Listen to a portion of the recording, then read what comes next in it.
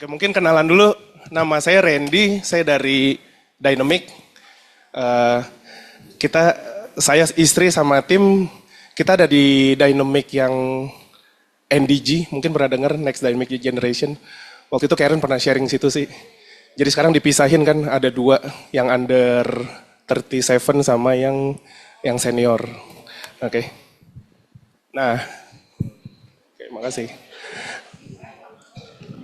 Nah teman-teman, hari ini saya pilih topiknya Last Dance ini karena saya udah 15 tahun karir kerja dan menurut saya di Pru ini hampir 2 tahun, ini bulan ke-23 saya ngerasa selama 23 bulan ini saya nggak pernah gunain banyak otak sebelah kiri saya teman-teman.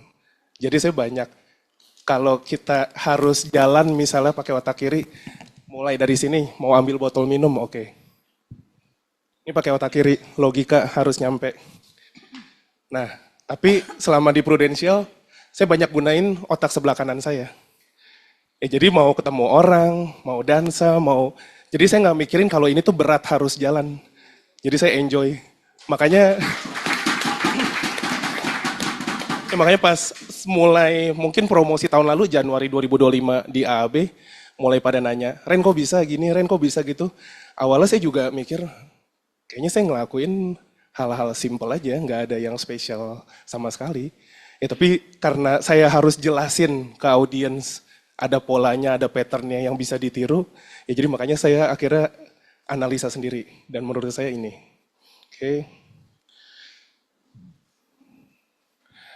Oke, waktu itu saya satu batch di ProVenture, saya lulusan ProVenture, saya join Mei 2024. Waktu itu saya satu batch sama anaknya Pak Reza, Dian Safitri, ya Pak ya, bener ya. Itu satu batch waktu itu. Nah akhirnya saya promosi AAB Januari 2025 dan promosi AB-nya baru aja bulan lalu. Oke. Nah lagi-lagi orang, oke di Dynamic kan ada AB Club, mereka suka nanya, Ren kok bisa langsung kayak gitu, bisa langsung setahun-setahun. Itu saya mikir lagi, oke kalau mau patternnya, ya karena saya punya 8 agent ProVenture. Ya jadi ya kalau kita hitung secara matematika, satu agent kita ambil target paling rendah aja 18 juta API per bulannya, ya udah kali 8 aja itu udah 144 per bulan kalau mereka achieve. Ya makanya untuk achieve selama setahun omset 1M itu, ya itu bukan hal yang mustahil. Ya karena omsetnya udah datang sendiri. Oke. Nah, tapi kan yang sulit adalah gimana caranya untuk bisa setting 8 pilar ini. Oke. Oke, saya mundur dulu pengalaman tadi 15 tahun itu. Dulu saya jualan biji plastik yang sebelah kiri itu sebagai market trader. Itu maintain customer lama aja di PT Mitsubishi Corporation Indonesia. Oke, kalau yang mungkin belum pernah dengar, mereka itu yang bawa lisensi Uniqlo ke Indonesia pas 2013. Oke. Nah, di sana saya kerjaannya nyamperin tuh ke pabrik-pabrik di Cikupa, di Bekasi, Jababeka. Mereka owner-owner yang produksi botol aqua atau mungkin ember, gayung, sampai kantong kresek. Ya, jadi saya jualan biji plastik per kontainer dari dari Arab, dari Vietnam, dari Jepang. Dan itu tinggal maintain customer lama, itu nggak susah teman-teman. Ya, saya cuma replacement karena yang sales seniornya udah, ya mereka butuh anak muda lah intinya. Nah dari sana mungkin saya sadar dari awal setiap kali ngunjungin ke pabrik-pabrik itu saya nggak pernah apa ya, saya nggak jago tentang market harga plastik, tentang petroleum, gas, ini segala macam minyak itu saya nggak jago. Ya, jadi saya sadar ternyata bangun hubungannya itu. Jadi udah ketemu, ngobrol, mungkin sejam 2 jam, yang ngobrol pasti kemana-mana lah. Dia punya akuarium, dia punya anak, sekolah pilot, ini itu. Nanti pas udah mau pulang ya udah saya izin pulang. Jadi saya nggak pernah nawarin. Nah akhirnya mereka yang nanya sendiri, oke Ren sekarang berapa harga harga plastik 1 tonnya atau 1 kontainer? Oke Pak segini. Ya udah on the way, nego, udah close deal. Ya, jadi ternyata di bawah alam sadar tuh saya udah nerapin, emang dari dulu saya nggak pernah hard selling. Ya, jadi saya tunggu momentum sampai akhirnya dia yang ngerasa nyaman dan dia akan tanya sendiri. Dan itu kebawa sampai di Prudential sekarang. Jadi saya hampir nggak pernah ya nanya. Ini malah, oh kemarin baru aja. Jadi siang ada teman kecil saya dari SD di Teresia. Di sini ada yang lulusan Teresia mungkin alumni? Nggak ada, oke. Nah, jadi teman ini teman kecil udah 30 tahun. Tiba-tiba dia telepon nih. "Eh, Ren, ini gue lihat setiap minggu lu selalu dapat sesuatu ya dari asuransi. Dan ada teman-teman lain pasti yang udah jadi agent insurance lah. Ada yang di beda kompetitor. Karena seangkatan kita itu ada Eder, Sungkono, GPS. Ya, jadi kan pasti dibandingin dong karena satu angkatan. Ya, jadi kan mereka selalu nanya, oh Ren berarti income lu udah se-Eder dong? Oh enggak lah, jauh lah bos. Eder mah udah 3 digit, gue masih 2 digit kecil. Ya terus kayak, ya tapi semoga dengan adanya Pro Venture, ya bisa jadi jalan tol. Gak usah nunggu sampai belasan tahun. Ya terus ya udah, akhirnya dia telepon, dia bilang, oke, dari semua anak satu angkatan mungkin ya gue paling gak nyangka adalah lu untuk bisa sukses di dunia asuransi. Itu saya bilang ya gitulah. Nggak, saya bercanda-bercanda, saya bilang oh itu mah desain saya bikin sendiri, itu angpau saya terima sendiri, itu jadi merendah dulu nih. Tapi kan ujung-ujungnya adalah itu yang saya tunggu momentumnya. Karena dia nelfon, dia nanya, dia tertarik bisnisnya. Ya jadi saya sambut. Jadi kalau setiap kali setahun 2 kali lah reuni, itu ya udah tiap kali ketemu saya nggak pernah bahas insurance sama sekali. Ya jadi biarin aja natural. Sampai ntar mereka ada kebutuhan atau ada yang satu ngomongin, ya di situ baru sambut lah, baru kasih dikit. Itu sih cara kerjanya, polanya. Oke, oh sorry. Baliknya gimana ya? Oke, nah kalau yang kedua itu digital marketer itu di Minute Media. Jadi kantor headquartersnya itu ada di Israel. Dia ada 4 anak perusahaan, media olahraga, basket, sepak bola, e-sports, sama yang terakhir infotainment. Nah saya sama, kenalin ini Vito. Dulu dia yang rekrut saya di kantor lama. Oke. Dulu kita bareng, kita kerjain untuk market Indonesia. Kita bikin konten, kita interview pemain bola, kita datang ke pertandingan, liput, kita ada tim writernya, ada tim editor. Jadi kita bikin desain, bikin video, lebih ke kreatif sih. Tergantung dari si customer, misalnya Yokohama. Ya berarti kan itu ban mobil kan. Ya kita yang di dapurnya nih mikirin konten apa nih yang berhubungan sama ban. Kadang-kadang ntar random sponsornya Rexona. Waduh, apa nih yang berhubungan sama Rexona, sama konten sepak bola. Oke. Ya di sana sampai akhirnya COVID kita dipulangin. Terus 2023 saya di PHK. Nah 2023 itu pun, oke pas COVID balik lagi, ini yang sebelah kiri adalah agent dari istri sama anak saya. Jadi pas di Filipina pas lagi COVID 2020, waktu itu saya takut mati nih. Saya pikir wah kayaknya harus punya asuransi. Jadi saya tanya ke istri, gimana nih kalau kita beli asuransi? Terus istri bilang, oke, mama ada kenalan agent nih dari komunitas sesama pemilik Honda Ahas Motor. Nah, si Pak Albert ini agentnya di komunitas itu. Jadi dikenalin, dan saya nggak pernah ketemu selama 3 tahun, 4 tahun. Jadi lewat Zoom aja, dia jelasin unit link ini Gold Asia bisa cover semua Filipina.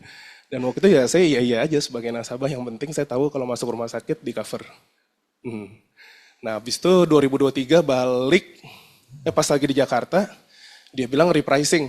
Oke, ikutin, masih kerja, masih ada uang. 2024 saya udah nggak ada income, pas dia bilang repricing lagi, saya bilang oh nggak usah, tutup aja. Karena saya udah nggak bisa bayar. Nah disitulah momentumnya yang dia tawarin program ProVenture. Ya, jadi buat orang yang lagi setelah kehilangan pekerjaan dan ditawarin ProVenture dengan loan 10 juta per bulan, ya buat saya itu sesuatu hal baru dan menarik. Dan saya nggak mikir panjang, langsung submit dokumen, interview, masuk. Ya, jadi mungkin teman-teman di sini yang punya nasabah, mungkin bisa coba market anak-anaknya atau mungkin nasabah itu sendiri. Kan kita nggak tahu kan mereka lagi ngerjain apa, siapa tahu bisa jadi agent dengan pola seperti Pak Albert rekrut saya. Oke. Sampai akhirnya ya Mei 2024 saya join ke ProVenture. Ya selama 12 bulan program datanya 46 polis issued, 520 juta API, sama rekrut FLC-nya 12. Oke.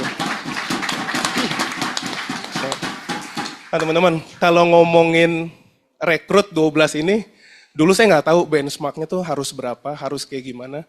Jadi saya asal rekrut aja sebagai agent baru ya, mikirnya masal aja kan. Jadi di Desember 2024 mau promote AB. Nah butuh 4 agent. Yang saya punya di tangan cuma 2, istri saya sama kakaknya. Nah sedangkan saya butuh 2 lagi. Jadi ada salah satu AB saya sekarang, kayaknya nanti dia datang deh menyusul. Udah nyampe. Oh tadi ya. Oke. Jadi waktu itu Oke, Sylvia yang duduk di pojok. Ya, jadi Sylvia waktu itu mau Sylvia punya polis dari toko sebelah. Kena repricing Polisa Labs dan akhirnya dia mau join untuk jadi nasabah awalnya.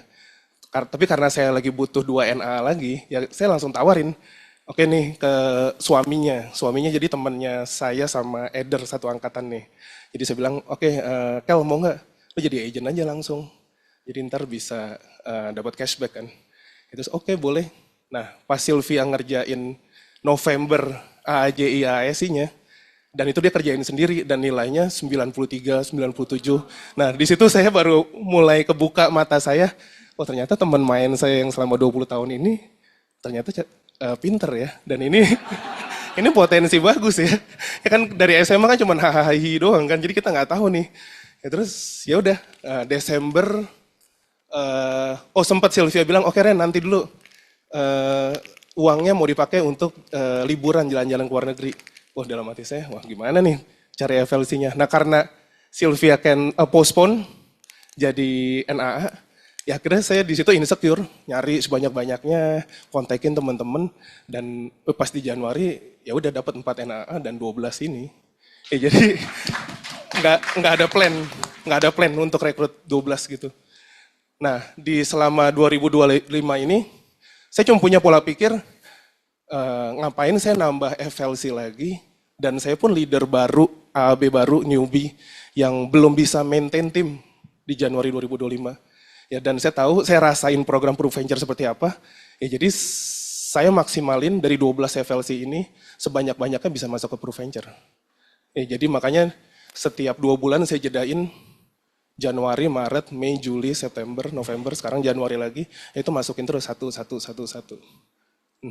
Dengan tujuan, kenapa dijedain 2 bulan? Ya karena kita harus maintain yang baru dulu kan. Yang ini udah mulai mandiri, oke baru masukin lagi. Karena kalau terlalu dekat jaraknya pun, nanti jadi ada kompetisi. Takutnya kebalep yang udah duluan masuk. Ya, jadi saya sengaja kasih jarak. Oke. Oke teman-teman, ini Sylvia, ini Kevin, 2AB. Ini tim saya yang ada di ProVenture. Lalu ini direct yang kakek leader saya dan AB-AB-nya. Oke, udah perkenalan, sekarang kita masuk ke materi. Nah teman-teman, kan kita tahu nih, bendera kita sama, Prudential. Sistemnya sama. Komisinya sama, produknya sama, trainingnya sama, cuma beda agensi ya ada beda bumbu sedikit, tapi pada dasarnya hierarkinya semuanya sama, pedomannya sama. Tapi pertanyaannya kenapa hasilnya beda-beda? Kenapa API-nya beda? Ya kenapa yang satu bisa jualan big case, yang satu small case, yang satu bisa rekrut banyak, yang lain nggak bisa. Nah, sebenarnya dari cerita saya tadi kan, yang saya mau bilang tuh, ya saya juga sama kayak teman-teman, saya cuma orang biasa dong yang coba bertahan hidup. Ya kan, karena udah kehilangan pekerjaan dan ya saya harus serius. Karena usianya udah 40, udah nggak ada banyak waktu lagi. Nah, saya nemuin perbedaannya tuh ada di delivery-nya. Cara kita nyampein, cara kita masuk. Baik itu calon nasabah atau calon rekrutan, jadi pas lagi dari ice breaking-nya itu, sampai ke opening itu yang menentukan yang krusial. Karena kalau tinggal banyak banget kan teman-teman pasti closing di P1, mungkin juga banyak orang udah langsung percaya sama agent, mereka nggak butuh penjelasan panjang lebar tentang konsep asuransi, ya mereka udah langsung mau aja. Ya berarti trust-nya dulu kan orang-orangnya ini. Oke. Nah, ini yang saya lakuin pas saya masih jadi agent. Jadi dari pertemuan pertama, oke sebelum kita ngomong aja berarti aura yang harus terlihat harus sudah menyenangkan. Harus sudah senyum, harus udah positif. Ya, jadi pas orang itu deket tanpa ngomong aja kita bisa ngerasain, oh ini vibrasinya beda nih. Ini bukan yang boring, ya kan? Ini ada sesuatu yang berbeda. Ya, jadi harus bikin menarik dulu. Ya mungkin kalau saya pakai baju seperti ini ya pasti ada tujuannya. Karena saya mau lintas generasi dan ya agent-agent saya mau untuk attract yang Gen Z dan bawahnya. Oke. Nah setelah kita udah build trust, udah kenalan, udah ajak ngobrol, udah ice breaking, ya sama juga teman-teman. Kita ajak mereka masuk mulai conversation, itu lebih ke pengetahuan umum biasanya yang saya lakuin. Pasti kita tanya dong, mereka ngapain, mereka dari mana. Ya udah, diajak ngobrol dulu aja. Sampai mereka tahu, kita cari persamaannya, sampai calon nasabah atau calon rekrutan ini ngerasa, oke, ini gue cocok nih sama si Randy. Oh, kayaknya oke nih, kayaknya bisa nih, kayaknya ada value yang sama. Ya, jadi cari persamaannya itu dulu. Sebelum sama frekuensinya saya nggak akan ngomongin asuransi. Karena itu berarti masih ada tembok tinggi. Jadi kalau kita mau nyampein deliver asuransinya juga percuma. Mereka nggak akan open, mereka nggak akan welcome. Jadi juga ini hal-hal simple kan sebenarnya. Yang kita semua juga bisa lakuin atau mungkin teman-teman udah lakuin. Nah, yang berikutnya turn product into solution itu minggu lalu saya temenin satu agent baru mulai ProVenture 1 bulan. Dan saya nggak pernah lihat agent catatannya serapih ini. Karena kita pernah di ProVenture, jadi kita tahu kan konsep yang diajarin, wah itu dia tulis semua apa yang diajarin. Kalau saya telepon dia, besokannya dia follow up, itu dia catat, dia kasih lihat. Jadi dia udah kayak jurnalis juga nih, ya kayak udah kayak pelajaran mendikte. Ya, tapi pas saya JFW di bulan lalu, itu adik iparnya, profilnya sama seperti saya, umurnya 40. Satu universitas sama Pak Jokowi di kehutanan, dia udah punya konsultan tentang lingkungan alam. Mereka dua-duanya sama-sama orang Aceh. Nah pas saat itu perdana dia presentasi, itu dia gemetaran teman-teman. Dan dia ngomong setengah jam, nah itu ngingetin banget sama saya. Saya lebih parah dari itu pas pertama kali JFW. Tulisan saya udah kayak cakar ayam waktu itu. Istri saya temenin, ngapain ya anak gemeteran. Udah kayak, nah intinya. Tapi itu adalah pelajaran yang emang dia harus lewatin fasenya. Mau gak mau. Dan dalam seminggu, itu dia langsung closing 2 target, achieve target bulan pertama ProVenture-nya. Ya, jadi saya langsung, wah ini gila ini bisa melebihi saya. Ya. Nah, oke teman-teman. Jadi saya selalu bilang ke agent baru saya, itu siapapun itu, saya bilang ke mereka itu lebih baik dari saya. Kalau kita mau apple to apple, man satunya. Karena agent baru cuma butuh 2. Mereka cuma butuh rasa percaya diri sama jam terbang. Nah, rasa percaya diri ini namanya juga orang baru masuk komunitas baru kan. Ya kan mereka masih meraba-raba lah, ini apa? ini ngapain. Ya, jadi, oke sorry, tapi kalau agent baru kita bawa langsung ke hari Sabtu atau Senin, itu kebanyakan mereka kaget. Karena buat kita biasa nyanyi, tepuk tangan, apresiasi. Tapi buat mereka itu kayak ini sekte apa pada tepuk tangan.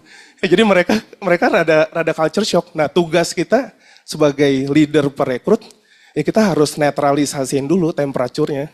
Jangan langsung dikagetin. Nah, gimana caranya netralinnya ya?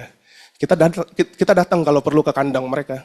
Mau ke rumahnya, mau ke dekat rumahnya. Ya sama aja kita lagi prospek nasabah kan. Nah nanti kalau dia udah mulai mau buka diri, kita ketemu di tempat tengah netral. Jadi pelan-pelan, step by step. Habis dia udah mulai ngerasa open, barulah ajak ke KPM. Kadang kebanyakan agent baru saya ajak ke KPM pas lagi di kantor sepi. Itu pas hari weekday, pagi, siang. Jadi nggak ada siapa-siapa, paling ada admin ya kan. Ya, jadi saya kasih lihat, oh ini kantornya. Ya tapi mereka nggak perlu ketemu sebanyak ini kan, ini semuanya udah leader-leader senior, udah KPM owner, udah sangat ya levelnya udah tinggi ya. Ya jadi setelah saya netralisasiin, nah mereka baru, saya tunggu momen sama juga sampai mereka haus, sampai mereka tanya, ini siapa, ini kayak gimana, ini ngapain, produknya apa dan lain-lain. Ya jadi lagi-lagi saya treat mereka juga sama teman-teman. Saya tunggu sampai rasa haus mereka itu ada, baru saya jelasin. Jadi saya nggak akan jelasin panjang lebar tentang sistem bonusnya bisa sampai semana. Ya cukup sesuai kapasitas mereka dulu aja. Oke, move client from hesitation. Berarti kan ini trial closing ya. Ya berarti ada banyak cara lah dan kita juga punya cara masing-masing. Dan yang paling sering trial closing yang saya lakuin tuh pas saya saat jadi agent, itu saya suka selalu bilang, oke, di posisi mau submit nih ya, saya bilang, oke coba submit dulu aja. Toh juga proses pengajuan ini gratis, kata kuncinya itu. Jadi mereka mikir, oh oke, kenapa enggak? Jadi kayak cuman checking doang kan, barometer. Ya nanti kalau sudah ke approve, ya kamu nggak ada kewajiban untuk mengambil polis ini. Ya, jadi dia ngerasa, oh oke, berarti nggak ada paksaan ya, ini cuma checking doang. Ya tapi jelas setelah 1-2 hari, setelah approve ya kita skripnya udah berbeda lah, ya kan. Kita bilang, oh ternyata ini cepet banget. Dan ya sebaiknya langsung diambil karena masa tunggunya bisa mulai lebih awal. Itu yang sering saya lakuin sih mereka. Oke, ini mungkin teman-teman juga tahu ada common challenge yang biasa agent baru hadapin. Ya kadang kalau terlalu teknikal, terlalu kita jelasin konsep, manfaat, ya kadang si kliennya pun akan jadi bingung. Apalagi orang awam nggak semuanya paham tentang istilah-istilah asuransi. Kita ini kan sebagai penerjemah, karena kita belajar, karena kita tahu. Tapi orang awam buat mereka hal-hal underwriting, substandar, itu hal-hal baru di telinga mereka. Ya, jadi kita harus bikin gaps-nya itu nggak ada. Kita harus pakai bahasa-bahasa yang mudah. Ya, jadi underwriting ya, saya selalu bilang ya, tim dokter Prudential, ya kan. Ya, jadi itu buat mereka, oh oke, Prudential punya tim dokter yang analisa. Itu lebih gampang dicerna aja. Ya, sorry, tapi kadang kita sebagai agent baru karena baru belajar bahasa asing baru, asuransi, dan juga saya perhatiin orang-orang Indonesia yang mungkin studi keluar, pas mereka balik ya mereka udah terbiasa pakai bahasa asing itu, jadi pas balik ya mereka ngomong bahasa asing itu. Ya, jadi sama juga pas kita di asuransi kita mau ngasih lihat, oh kita nih ngerti asuransi loh, ya, tapi justru itu yang menjadikan gaps antara kita sama calon nasabah. Oke, kalau tulong, ya, nah ini juga bisa ukur lah. Biasa saya langsung set frame dulu sih di awal. Oke Pak, kita punya waktu berapa lama? Ada janji lagi nggak habis ini? Ya kalau dia bilang, oke saya ada janji lagi 1 jam lagi, 2 jam lagi. Ya saya langsung tahu nih, oh ini harus gercep nih. Ini harus ice breaking. Ya tapi kalau dia bilang, oke nyantai nggak ada apa-apa. Ya udah saya juga ngobrolnya bisa lebih leluasa, bisa lebih lama. Oke. Nah, kan kita tahu ada banyak produk Prudential ada puluhan dan manfaatnya keren-keren. Nah kalau kita ceritain semua ke nasabah, pasti mereka pusing kan. Jadi yang nentuin kita mau keluarin kartu atau produk yang mana itu kan kita. Ya tapi tugas kita adalah menghubungkan antara oke kebutuhannya, kenapa dia harus beli dan apa benefitnya. Intinya itu kan. Jadi kita cukup keluarin satu tagline-nya aja. Oh misalnya dia butuh pensiun, oke yang ini bisa untuk dana pensiun bapak atau ibu. Ya jadi nggak perlu jelasin panjang lebar. Karena sedikit yang mau baca 16 halaman ada di proposal. Oke. Ya ini masih sama, cuma bedanya gimana cara tadi untuk grab attention. Gimana caranya bisa menarik. Ya berarti itu dari hook-nya. Kalau tiba-tiba kita ngomongin asuransi, dia langsung kaget kan. Tapi kalau kita ngomongin hal-hal santai, oke, saya coba ke depan dulu. Oke, di sebelah kanan, ini kan saya bahas asuransi. Tapi sebenarnya hal-hal yang berhubungan sama asuransi kan ada banyak. Oke, diantaranya ya pasti kesehatan, olahraga, finance, lifestyle, house, masa pensiun. Nah, yang saya mau tekanin, saya mau mulai dari manapun, saya akan cari topik yang berhubungan sama calon nasabah. Ya kemudian saya akan fokus di yang beririsan atau engagement-nya ini. Sampai akhirnya dia yang lagi-lagi nanya sendiri. Apa hubungan asuransi? Kenapa? Ya, ntar dari situ barulah mulai masuk. Sorry.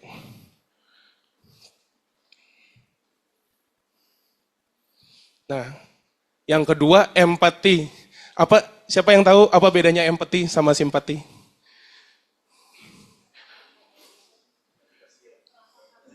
Ya, empati itu berarti kita coba menaruh posisi kita ada di dia. Jadi kita benar-benar, oh ya Bu ya, kalau saya emang di situasi ibu sih dengan punya anak 3 seperti ini sebaiknya ya itu empati. Ya, jadi feel-nya dapat connected. Oke. Nah, kalau authority ini bukannya flexing teman-teman. Authority ini setelah dia udah ke grab attention-nya dan udah trust dan udah hatinya udah kita menangkan, ya authority ini adalah misalnya sesuatu yang udah kita achieve. Sesuatu misalnya, oh saya udah jadi PCC, saya udah jadi MDRT, atau ya saya udah punya banyak tim, saya punya omset segini, ya berarti authority itu untuk memberitahu ke dia, oh kamu tuh bukan nasabah pertama saya loh, saya udah punya banyak pengalaman di sini. Oke, ya yang terakhir risk dan take action, ya ini juga sama seperti trial closing dan follow up. Oke, teman-teman, kira-kira menurut teman-teman, dari tadi saya jelasin menurut teman-teman apa branding saya di dunia asuransi, di agen asuransi atau di bisnis asuransi. Ya, apa persamaannya Ronaldinho, Mr. Bean dengan saya? Oke, itu sama-sama orang benar. Oke, jadi Mr. Bean ini kita tahu dia profesor kan, dia S3. Dan kita tahu filmnya sampai sekarang aja masih diputer. Kalau kita lagi di airport, lagi nungguin, kadang di flight ada. Tapi dia tanpa banyak ngomong, jarang kan kita dengar Mr. Bean bicara. Mungkin cuma di movie yang ada di layar lebarnya doang kali. Tapi kalau yang series hampir nggak pernah ngomong. Tapi language-nya, bahasa tubuhnya kuat banget. Sampai orang tahu, oh ini orang saking konyolnya pinter. Kayak ada hal-hal, ada solusi yang nggak kepikiran, tapi bisa dipakai sama dia. Ya kan? Nah, persamaan lagi sama Ronaldinho adalah, Ronaldinho, oke lah dia pemain natural, dia jago, dia bisa gocek lawan, dia bisa ngegolin, dia bisa apa, tapi poinnya bukan masalah skill pemain bolanya, tapi cara pembawaan dia di setiap pertandingan, bahkan dia dikenain kartu kuning, kartu merah, itu dia selalu ketawa, dia selalu senyum. Dia nggak pernah marah, dia nggak pernah komplain, ya dia nggak pernah yang tindakan yang sampai radikal gimana. Dia selalu senyum, dia selalu ketawa. Ya jadi ngelihat dua orang ini, saya pun juga menduplikasi Oke, jadi apapun keputusannya ditolak, diapain ya, ya saya santai aja, saya tenang, nggak perlu. Nah, teman-teman ada yang tahu siapa yang lebih sering ke McD? Siapa yang lebih sering ke KFC? Oke, kenapa Pak? Kenapa milih KFC?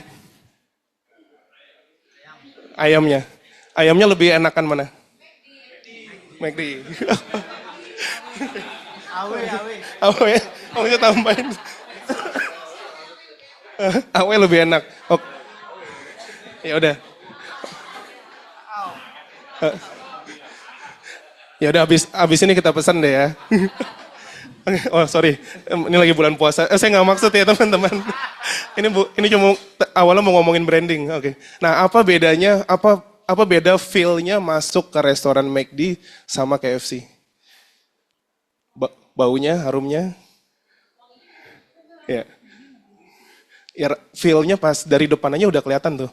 Si McDonald dengan ada Ronald McDonald-nya duduk di depan. Pas kita masuk langsung warna-warni. Banyak mainan setiap quarter. Itu mereka gonta-ganti sama Pixar, sama Disney. Dan perayaan ulang tahun pun juga lebih fun di situ. Meskipun franchise waralaba yang lain coba niru tapi nggak se-fun itu. Ya berarti mereka tekanin di situ McDonald sama dengan fun. Ini entertainment. Sedangkan KFC, yang mereka jual adalah si secret recipe Colonel Sanders yang katanya ada 100 resep itu. Itu yang mereka tonjolin. Kita pionir. Ya jadi ini udah dua branding yang berbeda kan. Ya, dan saya memilih untuk menduplikasi brandingnya si McDonald. Ya jadi pada saat calon agent bertemu saya pertama kali, saya mau mereka ngerasa asuransi ini nggak sulit, asuransi ini mudah, asuransi ini fun. Itu adalah yang harus first impression, yang harus kita kasih lihat ke mereka. Karena kalau kita udah jelasin panjang lebar gini, terus mereka juga mumet, kemungkinan mereka nggak akan ketemu lagi teman-teman. Jadi kita harus giring pelan-pelan, seru loh, fun loh. Ini ada contohnya role model, 8 Venture ini bisa produksi terus dengan cara ritme seperti ini. Ya padahal mah di balik layar sama aja. Sama-sama ditolak, sama-sama harus pergi training. Cuman mungkin takarannya, kadarnya. Jadi saya kasihnya benar-benar selangkah-selangkah, pelan. Jaga moodnya mereka. Sama seperti pas kita ketemu nasabah kan, kita harus tahu siapa lawan bicara kita, dan psikologisnya mereka lagi kayak gimana. Apa mereka habis stres urusan kantor, habis ribut sama pasangan, atau anaknya kenapa, itu kan kita harus tahu. Nggak mungkin kita tiba-tiba, oke Pak, thank you ya udah waktunya, nih saya coba jelasin. Nah, itu berarti momentumnya udah nggak kena. Sama juga sama calon agent ini. Kita harus pantau terus, berminggu-minggu. Ya, jadi, lagi-lagi cara yang saya lakuin simple. Nggak gimana-gimana, cuman intens saja. Jadi saya nggak pernah nanyain ke agent saya, udah berapa API, terus kurang berapa, mau achieve nggak apa. Jadi saya selalu udah customer service ini udah nunggu. Mereka selalu datang, mereka selalu nanya. Kayak, oh Ren ini ada case gimana? Oke biarin yang mereka yang datang. Karena mereka datang ke kita dan kita yang nanyain, ujung-ujungnya kita harus ngasih tahu kan. Tapi yang jadi pembeda adalah inisiatif dari merekanya. Itu lebih efektif. Kadang kita ngasih tahu mereka belum tentu butuh. Jadi kita tunggu aja sampai sesuai kebutuhan mereka. Dan sama lah, di sini juga pasti udah banyak yang berkeluarga kan ya. Ya kadang kita juga nggak tega sama anak, mau ngelindungin, mau ngasih tahu. Ya, tapi ada satu poin kita harus biarinin aja, biar anak itu tahu nih kalau dia ngelakuin A, konsekuensinya B, nanti baru dia nanya ke kita. Nah kita di sini perannya sebagai good police. Jadi jangan kita jadi bad police-nya. Kalau kita jadi bad police-nya, kamu makanya udah dibilangin, jangan kami nggak mau dengerin. Nah dia udah langsung, udah gue curhat sama teman gue aja lah. Nah, jadi saya pastiin semua agent saya itu akan berbalik atau nyarinya ke saya dan tim. Oke. Oke teman-teman, ini lebih ke brainstorm kan ya. Jadi kan kita tahu di Prudential itu income bisa berbagai macam cara kan. Baik itu dari produser maupun ke team builder. Ya berarti tadi juga sama kan. dengan insurance juga ada berbagai cara. Ya berarti yang harus kita fokusin itu bukan, oke, income mana yang lebih besar atau mungkin insurance mana yang akan diterima oleh masyarakat, tapi itu harus balik tanya ke diri masing-masing. Saya nyaman jadi agen asuransi yang mana? Ini ada banyak pilihan kan, ya tinggal kejar masing-masing. Jadi kalau misalnya leader saya jago jualan ya kan kita nggak harus ikutin, kita oh ternyata saya nyamannya team builder. Ya udah teman-teman boleh tentuin jati diri sendiri dan udah ada roadmapnya dan leadernya pun pasti senang kalau teman-teman berhasil dengan cara yang dipercayain. Dan sama juga untuk insurance, dan tadi di awal saya bilang saya nggak pernah stressin untuk oke ini target harus 4 case 75 juta API, karena kalau dibawa seperti itu sehari-hari stres banget sih, ya kan. Nah tapi yang saya enjoy adalah di bagian engagement-nya itu, di bagian hal-hal yang akan melit ke arah insurance-nya. Karena itu akan ke arah insurance tinggal kita arahin. Berarti kalau kita kuasain pengetahuan umum ini semua, sebenarnya kita mau jual apapun itu semua bisa masuk. Tapi karena kita di sini agent insurance, ya udah kita akan ngelitin ke insurance. Dan si nasabah pun akan merasa lebih nggak direct selling. Oke, sampai sini ada yang mau nanya?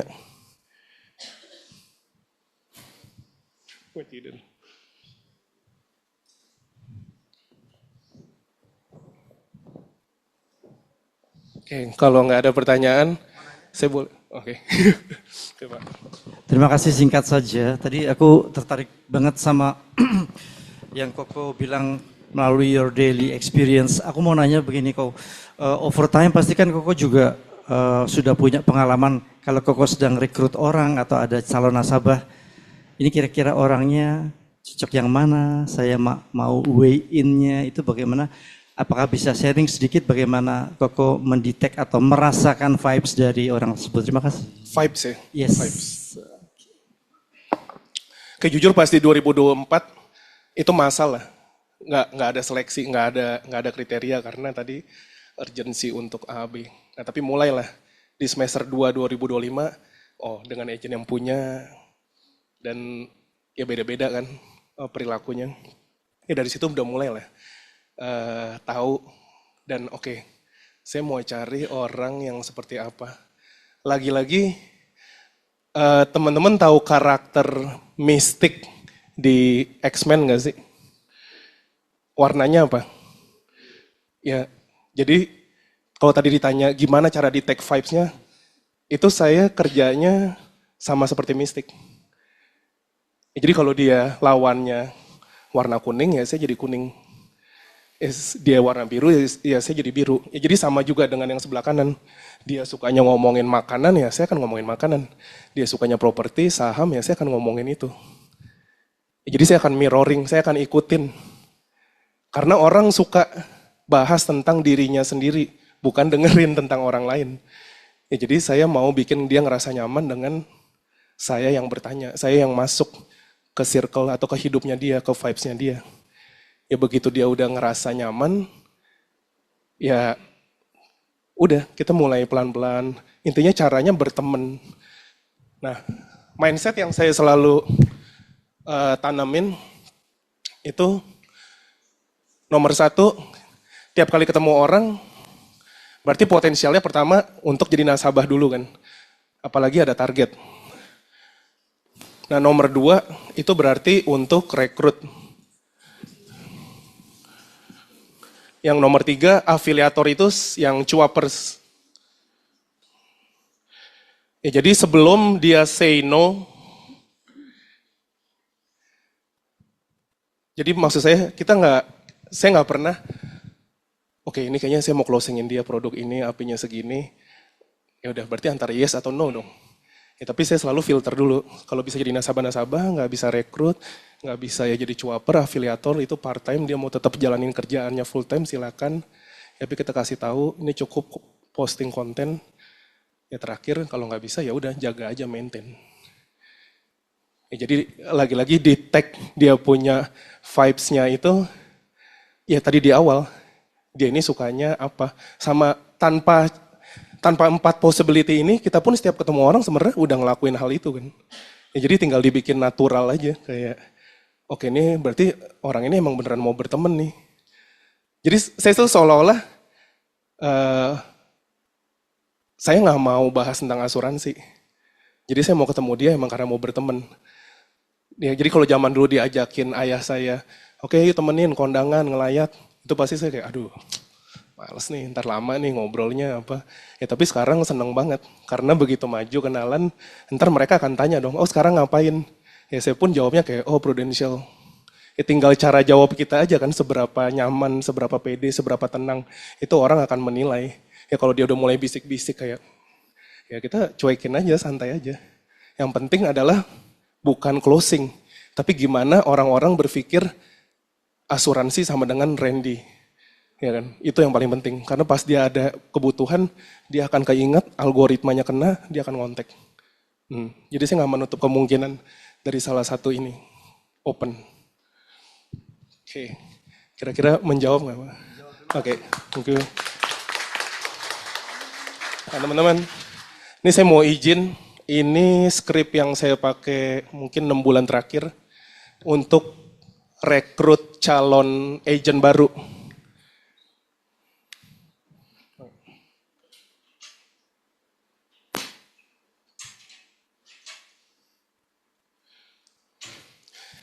Oke, makasih Pak. Karena kadang orang bingung, apa sih percepatan income? Ya apa maksudnya terus bisa kayak gimana? Ya kan? Nah, untuk orang yang benar-benar awam tentang asuransi dan kita mau rekrut, dan ini saya gunain di market segmentasinya anak-anak umur 20, mereka masih kuliah. Ya, jadi saya bilang ke mereka, oke, ini bisnis bro. Jadi dengan pengalaman saya dulu sebagai nasabah dan akhirnya agent nawarin produk, saya pikir ini agent itu cuma transaksi jual beli dapat komisi, tapi ternyata enggak, ada bisnisnya di sini. Nah, saya sesimpel ini menjelaskannya teman-teman. Di line sebelah kiri itu ada kantor pusat, headquarter. Mereka itu siapa? Mereka itu adalah principal, Prudential Pusat. Mereka adalah provider. Mereka yang ngitungin aktuaria, bikin produk, urusin klaim, CS, ngitungin omset kita. Kita butuh marketing tools. Kita propose ke mereka, mereka akan kasih mungkin banner atau mungkin budget untuk ngumpul-ngumpul. Ya, itu adalah tugasnya kantor pusat. Jadi mereka nggak punya hak untuk menjual produk. Nah, sedangkan di sebelah kanan itu lainnya agency. Nah, agency ini yang punya hak untuk menjual produk. Dan saya kurang lebih lah ya, saya bilang ke mereka, saat ini agensi di Indonesia dari Sabang sampai Merauke ada 300. Karena kan ada yang merger atau gimana. Nah tapi saya bilang ke mereka, dari 300 agensi ini, semuanya dimulai dari agent. Ya, jadi mereka tahu, bahkan mereka nanti mau join jadi agent pun, saya bilang nggak akan ada yang menghalangi kalian untuk promosi ke AAB maupun ke AB. Ya, jadi semuanya punya kesempatan yang sama dan akan disupport untuk menjadi salah satu dari agency owner ini. Jadi mereka tahu nih ujung-ujungnya apa. Sesimpel itu dulu sih biasanya. Dari situ baru deh mereka tanya, oh emang gimana cara punya ini, emang gimana? Nah, sesuai pertanyaan mereka. Emang income-nya berapa? Nah, sesuai pertanyaan mereka. Ya, dan sama ya teman-teman, pasti kan saya akan bilang kan, oke, di sini 300, di sini 900.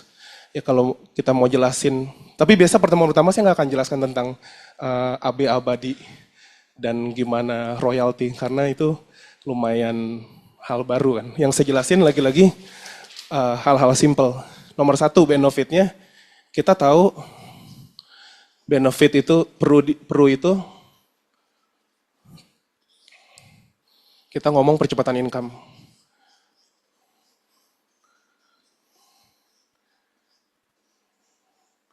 Nah, Mungkin kita bisa jelasin kan, oh percepatan income itu ya berarti dalam waktu 5 bulan nanti income lo misalnya awalnya cuma 1 juta, ntar 5 bulan lagi bisa jadi 10 juta, yaitu percepatan income.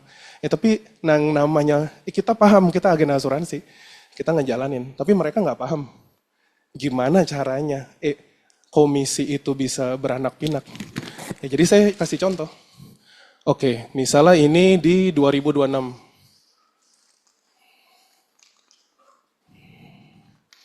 Kita simulasiin 4 bulan aja. Terus kita samain misalnya saya selalu lagi-lagi saya memudahkan. Jadi saya bilang kita ambil contoh ini kerja minim. Bukan kerja oke mau apa namanya promosi AB 300 juta terus sebulan harus cari berapa nasabah. Itu adalah kerja maksimal untuk promosi. Jadi saya ya kasih yang mudah dulu buat mereka. Saya bilang kerja minim 1 polis 1 bulan 1 juta premi. Berarti komisinya misalnya kita ambil bulanan 200.000. Ya saya bilang ke mereka, dengan closing di bulan pertama itu kerja minim, akan otomatis sekali closing udah langsung untuk kesehatan lifetime, untuk kritis dan jiwa ya itu 2 tahun. Terus lagi-lagi saya bilang di bulan kedua cuman 1 polis yang sama.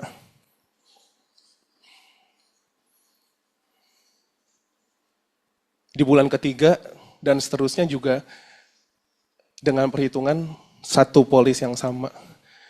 Ya berarti ya ini yang dimaksud. 200 bisa ke 800. Berarti 400%. Ini dengan kerja minim. Tapi kan kita tahu nanti seiring waktu berjalan angkanya nggak akan sama.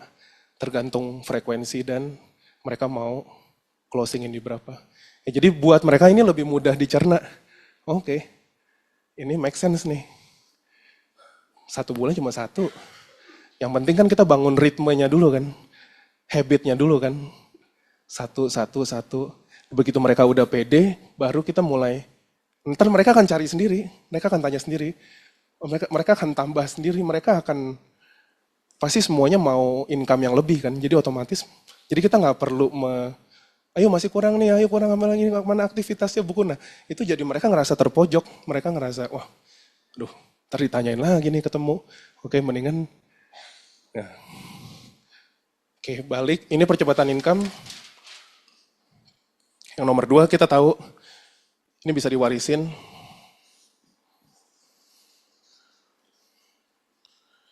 Yang ketiga, mungkin kita bisa bilang ini hampir nggak ada modal, ya kan?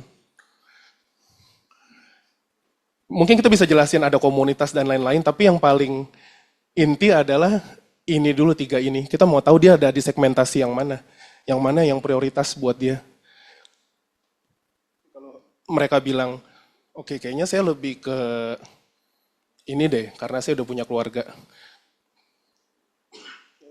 Berarti kita fokus ngomonginnya tentang ke arah sini dulu. Ya, itu di pertemuan pertama biasanya seperti ini dulu. Saya jelasin ke mereka. Oke, ada yang mau ditanya teman-teman? Mungkin.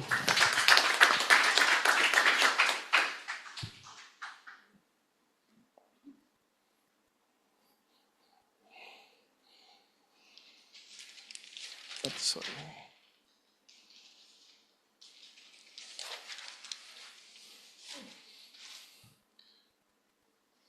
Nah nanti di pertemuan kedua itu biasanya saya banyak ngelakuin engagement antara tim sih. Jadi lagi-lagi bikin aktivitas, entah itu main sama-sama, kumpul sama-sama. Karena obrolan topik tentang asuransi akan secara natural mereka bicarakan antara tim. Ya, jadi biarin itu mengalir. Oh berarti kita tahu kesulitan dia apa. Karena kadang kalau kita tanyain, sekarang udah sampai mana? Udah konteks siapa? Itu tuh jadi, apa ya? Iya pressure. Ya tapi kalau dia cerita ke temennya kayak, ini tadi gua habis gini-gini, nah kita dengerin kan. Ya, jadi lagi-lagi sama kita kayak orang tua yang lagi dengerin anak-anaknya kumpul ngobrol itu lebih leluasa dibandingin ke kita. kita cuma datang pas, kita cuma jadi monitor dan kasih tahu, ini batasannya, jangan sampai sini, ini kayaknya udah too much, ini udah gimana menurut, kita baru masuk di situ peran kita. Jadi itu lebih efektif. Dan kitanya lebih nggak makan hati untuk ngarepin action mereka sesuai kita.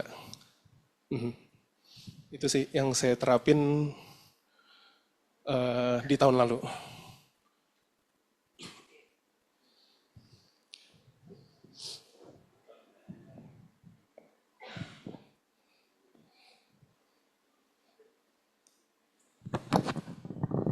Oh, sorry. Monggo Pak. Oh sorry. Ren, tadi kan lu cerita waktu join sebenarnya cuma sebatas karena ada program ProVenture, Iya. lu join langsung, pokoknya lu ambil aja kan. Terus gue pengen tahu juga transisinya kapan sampai keren banget nih yang lu rancang, lu lihat apa sih sebenarnya? Padahal kan sebenarnya lu belum genap 2 tahun juga gitu. Iya. Jadi transisinya pas kapan dan lu lihat ke depannya tuh seperti apa? Oke. Gitu kira-kira. Intinya sama, oke thank you kok. Iya. Pertanyaannya. Ya tadi lagi-lagi kayak empathy kan. Jadi nempatin posisi si calon agent ini. Karena mungkin si Randy ini masih baru belum genap 2 tahun.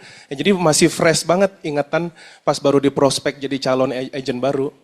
Karena pas pertama kali jadi calon agent baru, dijelasin tentang pencerahan, rekrut 10, naikin 2 AB, tahun berikutnya ini 4 AB. Apa nih? Kayak, ya mungkin kayak buat saya jujur, mungkin buat orang yang detail itu oke, yang suka data ini. Tapi buat sanguinis kayak Randy, itu kayak hal yang berat dan aduh, ntar dulu. Karena sampai berkali-kali dijelasin juga susah tuh mencerna itu. Ya, jadi mungkin momentumnya di situ tuh. Ingat-ingat lagi flashback. Dan mungkin keuntungannya karena punya tadi jeda 2 bulan si agent ProVenture itu, setiap kali mereka on board, mereka join, saya selalu datang dan ngelihat tingkah laku mereka di on board, lagi ketemu nasabah pertama, itu flashback lagi. Dulu gue juga kayak gini nih. Oh ya bener, gue bahkan lebih parah. Oh yang ini lebih pinter. Ya, jadi makanya dari situ bisa dapat feedback ngomong ke si agent ini, lu sih lebih oke daripada gue. Lu sih lebih keren, lu lebih semuanya. Karena ini harus ngerasa pede, bukan jadi bayangan dari leadernya. Kita mau bebasin anak yang punya inisiatif, bukan yang nurutin doang. Tapi dia harus bisa improvisasi selain duplikasi. Ren, belum kejawab yang lu lihat apa sih ke depannya di agency Jujur, Prudential? Iya. Jujur sesimpel karena Ko Herianto udah bilang, oke, lu mau income segini, ini gue kasih tahu caranya. Oke, tapi ini sorry ya sebelumnya. Jadi cuma bilang, oke lu nggak perlu kejar tuh semuanya MDRT ini, semua startup ini, itu nggak ada makan siang yang gratis ini. Nih, lu cuma cukup rekrut, maintain, promosi, lu ulang itu sampai ribuan kali, dan lu kan jadi kaya. Oke, makanya saya penasaran, saya coba. Terus, oke. Ya pasti ada harga yang dibayar lah. Dengan income, team builder pasti nggak sekencang yang produser. Ya tapi kan saya lagi nebur benihnya buat nanti. Dan kebetulan emang si Koheri juga, ayo jangan lama-lama di sini, buruan keluar, buka agensi sendiri apa. Ya jadi makanya dari Sandepan sama komunitas yang dibangun pun udah manifest untuk oke, ini adalah calon agensi gue. Kalau ditanya, ya ini harus dilakuin, nggak tahu berhasil atau enggaknya kan. Ya, tapi seenggaknya ada wadah ini. Ya, jadi mereka pun tahu value-nya. Ya, dan sama kayak Karen, dulu di kelas ProVenture, kita diajarin market segmentasi. Ya, jadi Indonesia itu kan ada banyak suku, dari Sabang sampai Merauke. Ya, jadi Kak Fari PPVD-nya ya, itu bilang, Ren, lo harus pegang Indonesia Arab, Indonesia Melayu, Indonesia Cina, Indonesia India. Nah, gimana caranya? Terus kayak, ya lo harus punya market agent, lo harus punya franchise cabang-cabang orang-orang ini. Kalau lo cuma satu doang, ya udah, berarti market lo kan segitu. Ya makanya ide dari Nusantara ini sebenarnya itu dari awalnya dari Kak Fari. Dan dia bilang, dia sengaja tuh di Januari 2025 baru naik AAB, dia bilang, oh itu Tobias sama Eric, itu omsetnya kalau digabung mereka semua udah bisa dari excellent star itu bisa buka KPM, superstar itu bisa buka KPM sendiri loh. Kak Fari sengaja tuh ngomong gitu biar bikin si Randy ini haus. Kak emang gimana sih caranya apa jadi KPM owner gini-gini? Oh ya omsetnya segini-segini, caranya gini-gini. Oke. Ya, jadi lagi-lagi banyak bantuan borrow strength-nya itu dari pusat, dari ADS, RADD, sama leader, kakek leader, buyut leader, dan KPM owner, itu banyak banget sih. Jadi kalau sendirian nggak mungkin bisa sampai ke titik ini. Thank you Ren, thank you. Thank you. Cici.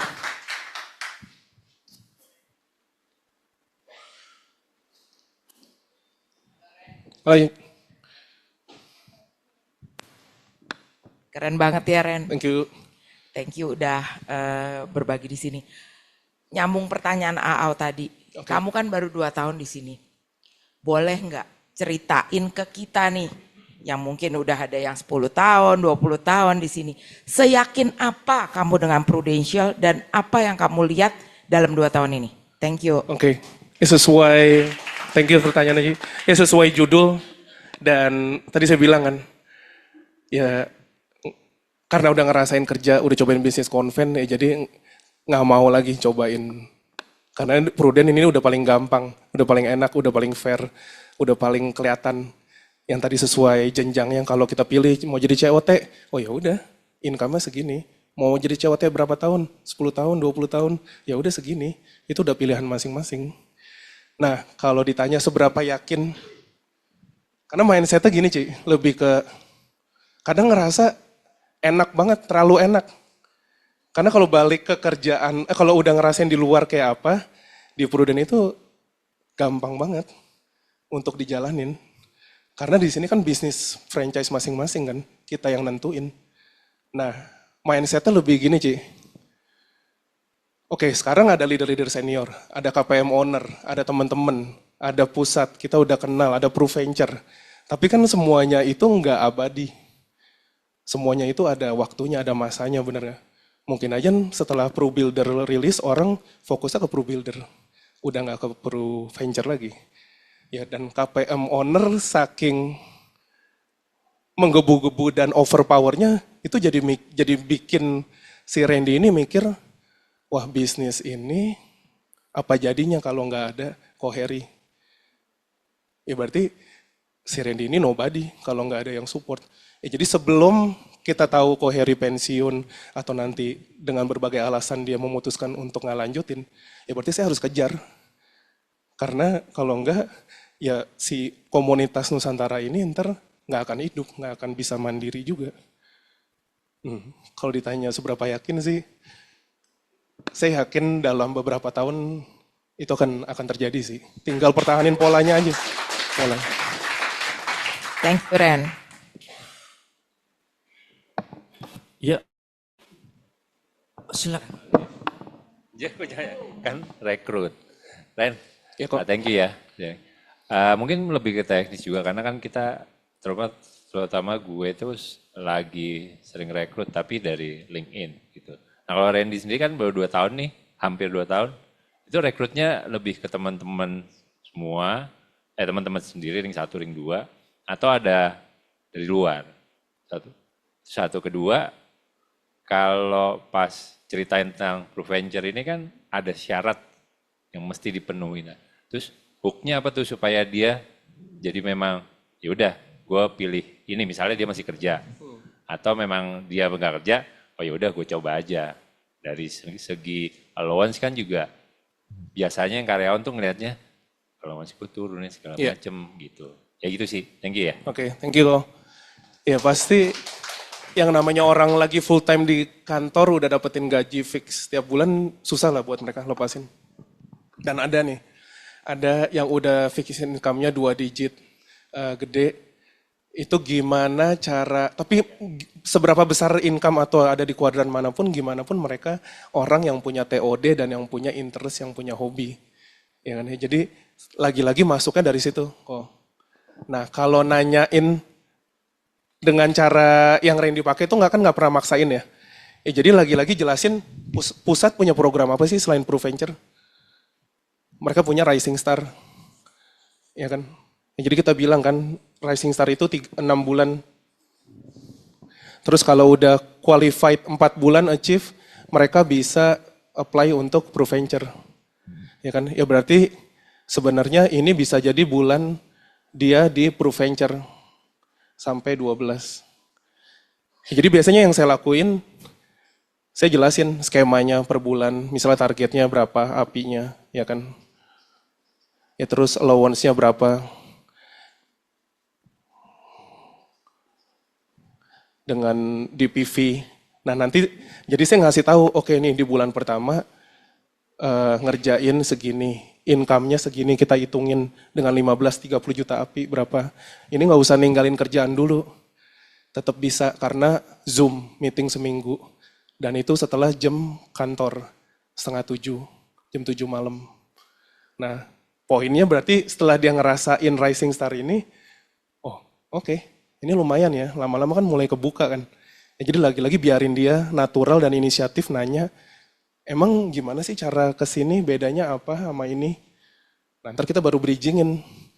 Oke, yang ini nanti omsetnya bisa dipakai untuk bulan pertama di ProVenture.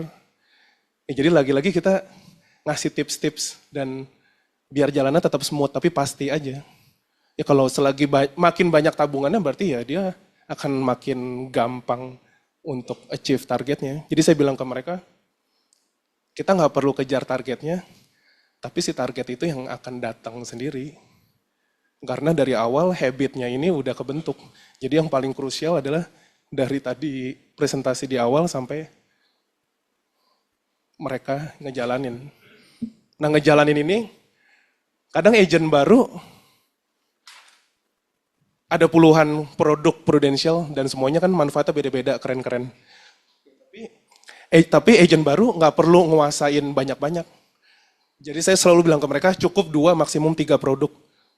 Itu di 6 bulan pertama. Jadi fokus. Lagi-lagi sama yang kayak tadi. Nyaman mau di COT, TOT atau di engagement yang mana. Berarti sama juga dengan produk. Nyaman mau gunain yang mana, PD yang mana. Jadi pada saat dia misalnya bilang, oke saya paling nyaman pakai ProFuture. Ya udah biarinin aja. Dia jualan ProFuture. Nggak harus sama-sama kita kan. Ya karena Mbak, kemarin ini ada pertanyaan pas lagi di Rising Star jadi speaker. Dia bilang, agent saya udah 2 bulan, udah 4 produk, tapi produk yang kelima itu PCB dia belum ambil. Tapi begitu saya suruh dia sertifikasi dia nggak mau. Nah terus saya mikir kan, oke, mungkin 4 produk yang udah dia ambil ini nggak pernah ada yang berhasil dijual. Jadi dari point of view si agent, aduh ngapain nih sertifikasi lagi yang kelima, belum tentu bisa. Karena habitnya udah kebentuk, 4 produk disertifikasiin tapi nggak ada satupun yang kejual. Jadi mental dia, rasa percaya diri dia udah down. Ya, jadi dengan bilang, oke, tipsnya gimana kalau situasi gitu? Ya kita sebagai leader tinggal temenin JFW, bantu closingin, bantu presentasiin. Begitu si nasabahnya udah mau, oke, ya kita tinggal bilang ke agentnya. Oke nih nasabahnya udah oke nih, sekarang kamu belum punya PCB atau belum punya sertifikasi produk apa. Otomatis agent itu akan sertifikasi secepat mungkin, karena udah di tangan. Ya, jadi kadang harus adaptif gitu kan ya Mbak. Oke, semoga menjawab. Thank you. Terima kasih. Sorry to say ini pertanyaan yang terakhir, tapi monggo apabila masih ada slides yang tidak disampaikan. Oke, aman kita bisa ke Q&A kalau teman-teman mau. Terima kasih Koko. Oke. We have to Baiklah, terima kasih, kita berikan round of applause sekali lagi buat speaker kita yang luar biasa telah memberkati dengan cerita buat kita di Oke, terima kasih buat Pak Kris, Pak Fendi, dan Pak Wahidin yang udah ngundang, Pak Kemal, Der, Karen yang udah ngajak juga. Oke, makasih buat teman-teman yang udah datang hari ini. Terima kasih. Baik, terima kasih Koko. Terima kasih. Boleh di wrap up langsung oleh Pak Kris. Ya, Appreciations, kita akan memberikan appreciations dari. terima kasih dapat World banyak Vision sekali. Agency. Terima kasih dapat banyak sekali.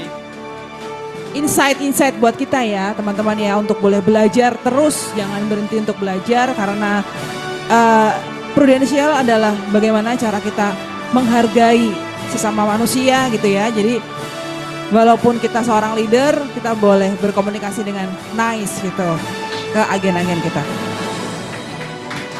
Wow. Ya, boleh tepuk Kita tangan sambut lagi. dengan warm applause buat pembicara kita yang sangat memberkati kita pagi ini.